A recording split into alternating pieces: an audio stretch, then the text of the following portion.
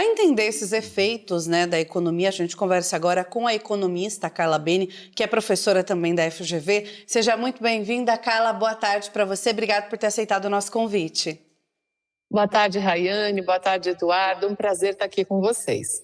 Professora, como que essa guerra, né, lá no Oriente Médio impacta diretamente a nossa economia aqui no Brasil? Olha, essa sua pergunta é muito interessante, porque às vezes a gente está vendo no noticiário algo tão distante, né? E pensa, né, como é que isso vai chegar aqui na nossa vida? Temos que lembrar do transporte marítimo e temos que lembrar também do transporte aéreo, porque muitos dos nossos insumos, eles vêm daquela região. Por exemplo, o Brasil, ele tem uma relação muito estreita com o Irã, com relação ao milho, porque a gente exporta muito milho. O Irã é o primeiro comprador de milho nosso. E nós temos uma relação muito estreita com a ureia.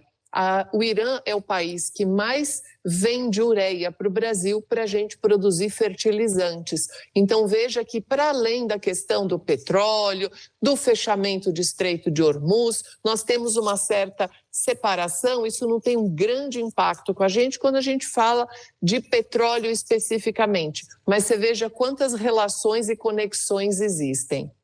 Agora, quando a gente fala, Carla, boa tarde para você, obrigado pela presença aqui mais uma vez no TJ Aparecida. Quando a gente fala de combustíveis, a gente tem notado que o que subiu de preço para nós, consumidores aqui no Brasil, foi o diesel principalmente, né? Então eu pergunto para você, por que é um dos combustíveis mais sensíveis nesse cenário que a gente está traçando aqui de guerra no Oriente Médio? Os combustíveis, de uma forma geral, o diesel, ele é o mais representante para os transportes de carga. E o Brasil, ele não faz o refino do diesel total que a gente precisa. A gente importa mais ou menos 30%.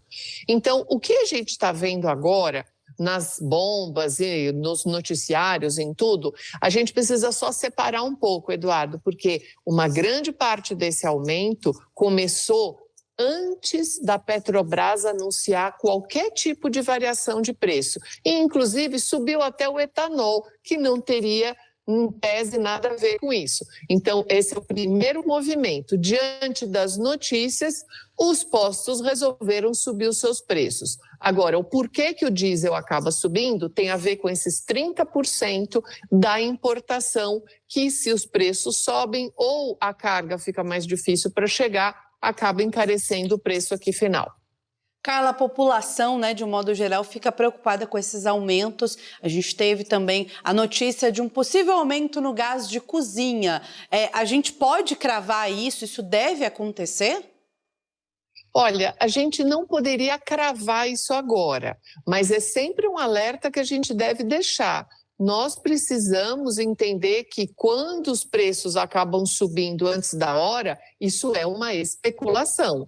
E grande parte, inclusive, até do processo inflacionário, ele também muitas vezes é decorrente de uma expectativa. Então, se você tem um comércio e você acha que os preços vão subir, você já começa a corrigir agora.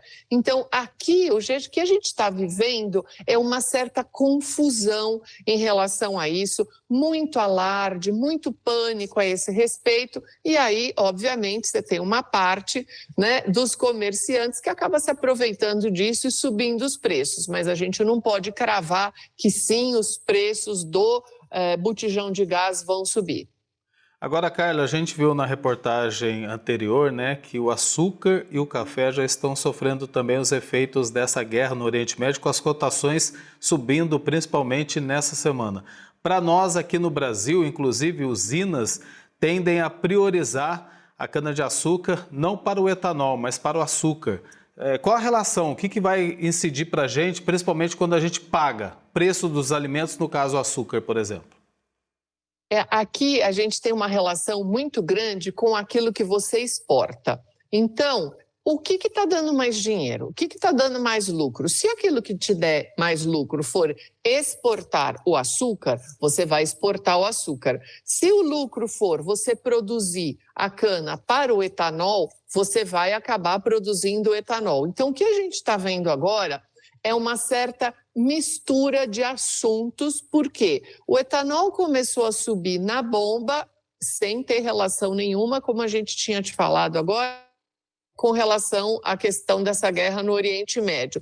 Por um outro lado, como a cotação do açúcar subiu no cenário internacional, os produtores também podem destinar uma parte maior agora para exportação.